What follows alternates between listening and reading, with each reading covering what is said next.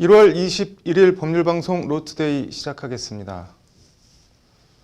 오는 25일 다음 주 월요일인데요. 이날 제51대 대한변협협회장을 뽑는 본투표가 치러집니다. 이번 제51대 변협회장 선거엔 역대 최다인 5명의 후보가 나와 뜨거운 경쟁을 벌이고 있는데요.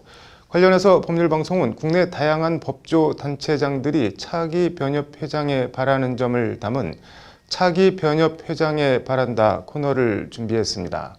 첫 순서로 기업 소속으로 활동하는 전국 4천여 명의 사내 변호사들을 대표하는 이완근 한국사내변호사회 회장의 얘기를 들어봤습니다.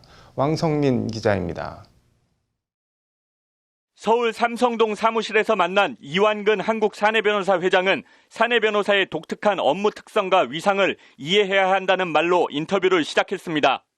이전에 없었던 직역이라고 할 수 있고 전통적인 법조 3륜의 역할은 아니잖아요. 저희가 이제 법원, 검찰, 변호사라고 생각했을 때 전통적인 역할은 아니고 법정에서 다투는 전통적 송무 업무에 국한하지 않고 새로운 업무를 개척하는 직역 확대 관점에서 사내변호사 문제에 접근해야 한다는 것이 이완근 회장의 말입니다.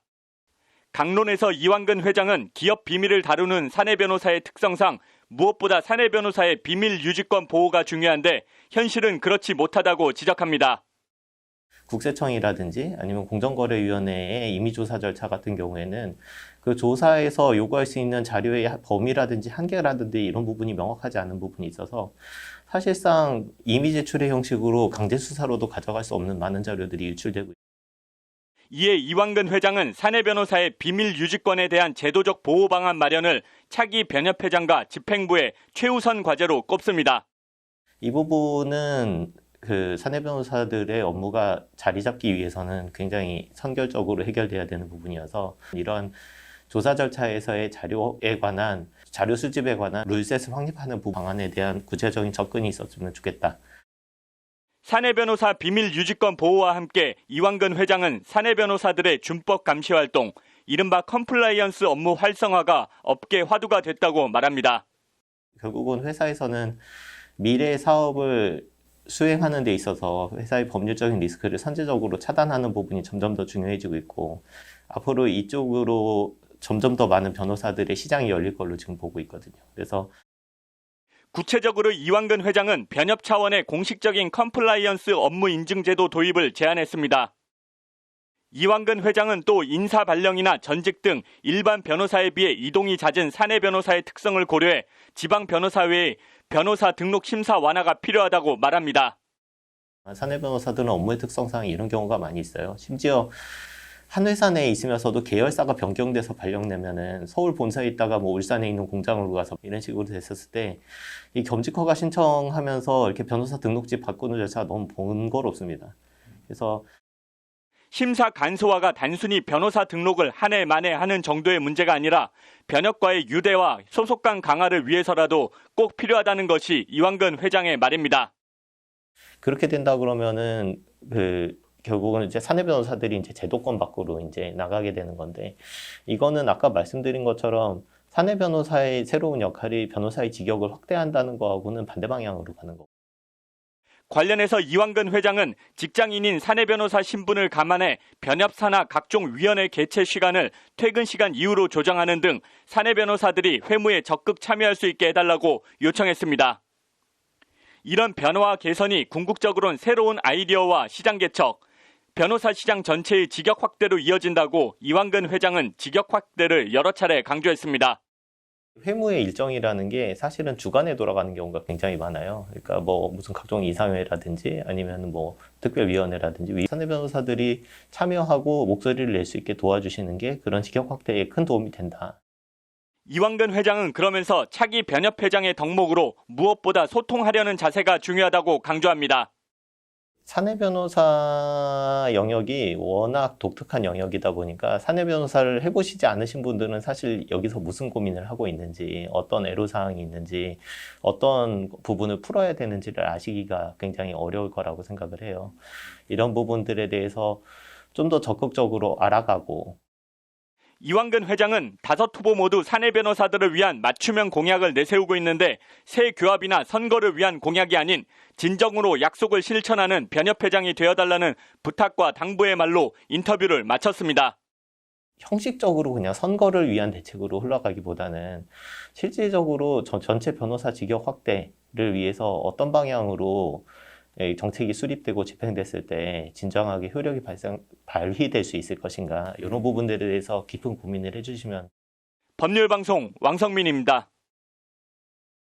차기 변협회장에 바란다. 앞서 이완근 사내 변호사회 회장의 얘기를 들어봤는데요.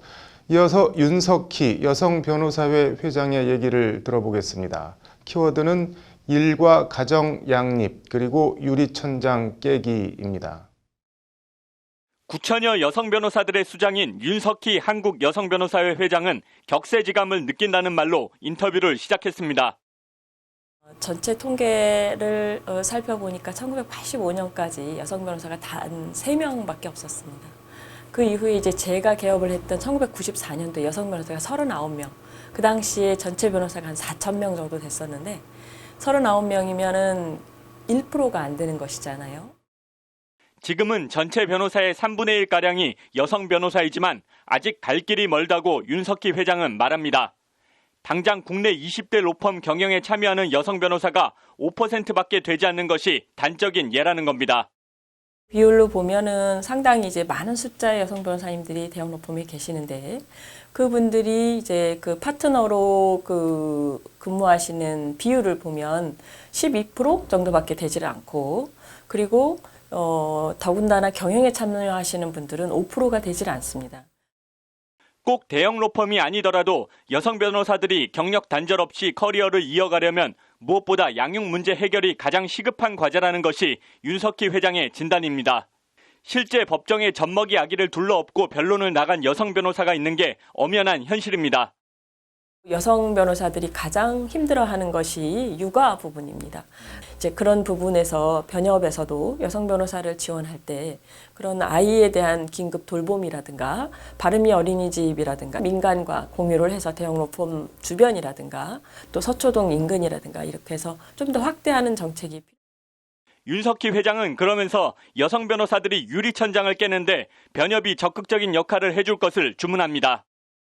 충분히 경영에 참여하거나 지분 파트너 또 내지는 그 파트너로서 근무할 여건이 됐음에도 불구하고, 그래서 차제에 그런 대형 로펌에서도 성평등 지수, 어떤 양성평등 지수를 높일 수 있도록 변협 차원에서도 지속적으로 주기적으로 조사를 하고, 그리고 그런 차원에서 변협부터 솔선수범해 산하 여러 위원회의 일정 비율 이상은 여성 변호사로 구성할 필요가 있다고 윤석희 회장은 제안합니다. 국가나 지방자치단체 같은 경우에 각 위원회의 경우에 양성평등기본법에는 하나의 성이 60%를 초과하지 못하도록 규정하고 있습니다. 그래서 그런 비율에 맞춰서 변협 내에서도 위원회 구성을 좀 더 이제 성비를 맞추는 그런 형태로 운영. 윤석희 회장은 나아가 변협 안에 여성 변호사들의 고충 해결을 위한 별도의 전담기구 설치가 반드시 필요하다고 목소리를 높입니다.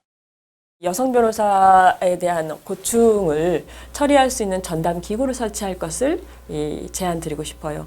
가장 중요한 것은 여성 변호사님들이 자신이 원할 때까지 자기의 직장에서 열심히 일할 수 있는 환경을 주는 것이거든요. 그래서 그런 고충처리위원회 같은 형태의 특별기구를 여성 변호사들의 눈으로 여성 변호사들의 어려움과 고충을 바라보고 이를 해소해 나가면 궁극적으로는 변협과 변호사 업계 전체에 긍정적인 시너지 효과를 가져올 것이라고 윤석희 회장은 힘주어 말합니다. 일가적 양립 문화의 확산이라든가 또 다양한 변호사들을 위한 제도 개선, 편익 그런 측면에서 여성이 가지고 있는 섬세함이라든가 좀 더 다양한 아이디어와 그런 역할들을 여성 위원들이 여러 위원회에서 발휘한다면 변협의 문화도 좀 더 유연하고 탄력적으로. 윤석희 회장은 그러면서 여성 변호사에 국한되는 건 아니지만 초유의 코로나 사태로 변호사 업계도 한파를 맞고 있는 만큼 차기 변협회장 집행부의 최우선 과제는 역시 일자리 확대와 직역 수호 아니겠냐고 말합니다. 대형 로펌도 어렵지만 서초동에 있는 많은 소형 사무실들은 사실 대면하기 어려운 상담 구조이기 때문에 더욱더 이제 개업 한파를 맞이하고 있는 실정이라서, 그리고 그런 가장 중요한 협회장님의 역할은 역시나 직역에 대한 고민인 것 같습니다. 적극적인 대국회 활동이 필요하고, 마지막으로 윤석희 회장은 단순한 변호사 권익 문제를 넘어 인권과 정의 수호라는 변호사 본래의 사명을 실천하는 강력한 변협을 만들어줄 것을 주문했습니다. 좌거우면하지 않고 변협으로서 인권과 정의를 실현하는 그러한 변호사의 사명을 가진 기관으로서는 좀 더 강하고 실천적인 목소리를 내는 필요가 있다, 협회장님으로서. 그래서 변협의 위상이 조금 더 높아지고 국민들에게 다가가는 면적이 넓어지기를. 법률방송 왕성민입니다. 법률방송에선 어제 코로나 1년 자영업자의 눈물 기획보도를 통해 영업 제한으로 인한 자영업자들의 재산권 침해에 대한 손실보상 조항 마련이 필요하다고 지적했는데요. 관련해서 정세균 국무총리가 오늘 코로나19를 포함한 감염병 확산을 막기 위한 영업 제한에 따른 피해를 보상하는 자영업 손실보상제 법제화를 내각에 공식 지시했습니다. 장한지 기자입니다. 정세균 국무총리가 오늘 감염병 영업제한 자영업 손실보상 법제화를 내각에 지시했습니다. 정 총리는 정부 서울청사에서 열린 중앙재난안전대책본부 회의를 주재하며 정부의 방역 기준을 따르느라 영업을 제대로 못한 분들의 적절한 지원이 필요하며 이를 제도화하는 방안을 검토할 때라며 이같이 지시했습니다. 정 총리는 이미 국회에서 여야를 막론하고 방역 조치로 인한 영업 손실을 보상, 지원하는 법안들을 발의해줬다며 기획재정부 등 관계부처는 국회와 함께 지혜를 모아 법적 제도 개선에 나서달라고 거듭 당부했습니다.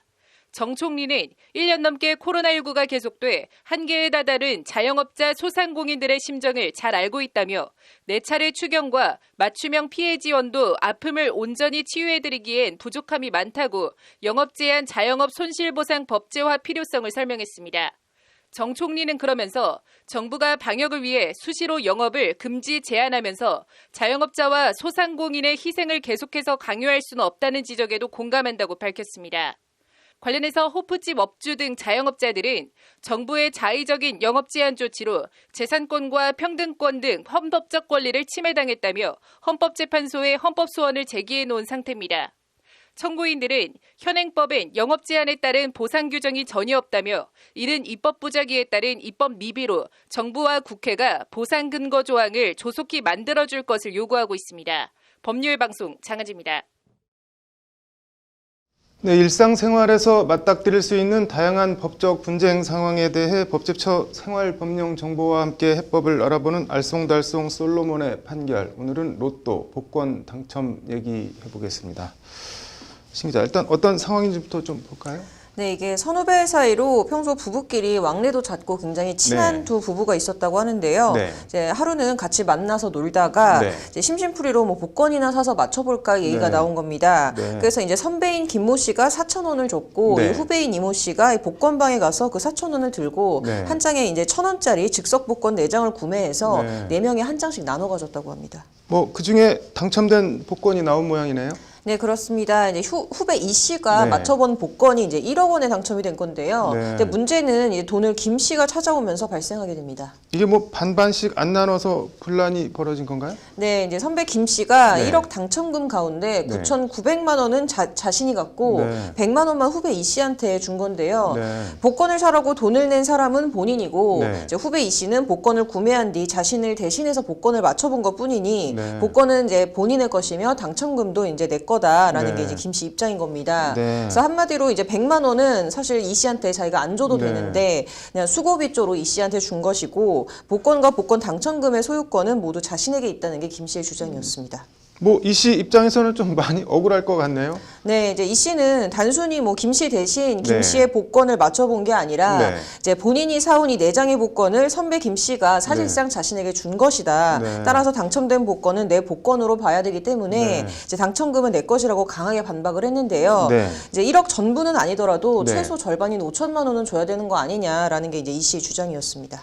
이게 뭐 양측 주장이 팽팽하고 나름 둘 다 논리가 없지는 않은데 법적 판단은 어떻게 나왔나요? 실제로 이제 위 사례와 같은 네. 일이 지난 2000년도에 이제 발생한 적이 있었는데요. 네. 이제 친구 4명이서 복권을 사가지고 맞춰봤는데 이제 네. 거액에 당첨이 된 겁니다. 네. 이제 그래서 당시에도 뭐 내가 돈을 냈네, 내가 복권을 샀네, 뭐 네. 이제 뭐 내가 가져야 된다, 네. 뭐 나눠 가져야 된다 네. 이제 좀 말들이 많았고 결국 네. 이게 이제 법정 분쟁으로까지 번졌는데요. 네. 이제 해당 사건 결론에 대해서 법률 전문가들 사이에서도 굉장히 의견이 분분할 정도로 논란이 컸습니다. 네. 그래서 법원 안팎에서도 굉장히 큰 관심을 가지고 지켜보기도 했습니다. 네. 이게 뭐 그래서 법원 판단이 어떻게 나온 건가요? 결론부터 얘기하면은 김 씨 부부와 네. 이제 이 씨 부부가 반반씩 나눠 가져야 된다라는 게 대법원 판단입니다. 네. 당첨을 확인한 사람들이 평소 친숙한 사이인 점, 복권 한 장의 값이 500원에 불과한 점 등 여러 정황을 비추어 볼 때 함께 복권을 나누어 당첨 여부를 확인한 사람들 사이에 당첨금을 공유하기로 하는 묵시적 합의가 있었다고 봐야 한다라는 게 대법원 판단인데요. 네. 그러니까 돈을 누가 댔든 네. 누가 복권을 맞춰봤든 이제 그 자리에서 함께 네. 복권을 이제 사서 맞춰본 사람들이 공평하게 n분의 1씩 나눠 가져야 된다라는 게 대법원의 판결인 겁니다. 덧붙이자면 이제 여럿이 뭐 복권이나 로또를 함께 이제 사서 맞춰볼 때 네. 당첨되면 이제 뭐 당첨금을 어떻게 하기로 하자 이제 네. 이렇게 미리 정하고 맞춰봤다면 네. 다른 모든 것보다 이제 우선해서 좀 네. 당첨금을 나눠 가질 수 있다라는 것이 법제처의 설명입니다. 뭐 의 상하기 전에 미리 어떻게 나눌지 정하는 것도 만에 하나 당첨될지도 모르니 방법이겠네요. 오늘 잘 들었습니다. 네, 이어서 법조계 소식 전해드리겠습니다. 문재인 대통령이 김진욱 초대 공수처장 임명안을 제거하고 임명장을 수여했습니다. 김진욱 공수처장의 임기는 오늘부터 3년간이며 공수처는 현판식을 열고 공식 출범했습니다. 위법 논란이 불거진 김학의 전 법무부 차관 출국 금지 사건을 수사하고 있는 검찰이 법무부를 전격 압수수색했습니다. 조주빈의 성착취물 텔레그램 박사반 범행에 가담한 20살 강훈과 또 다른 공범 28살 한모 씨가 1심에서 징역 15년과 징역 11년을 각각 선고받았습니다. 혈중 알코올 농도 0.333% 만취 상태에서 어린 자녀를 태우고 운전을 하다 정차된 차를 들이받은 40대 주부에 대해 1심 재판부가 징역 1년 6개월에 집행유예 3년을 선고했습니다.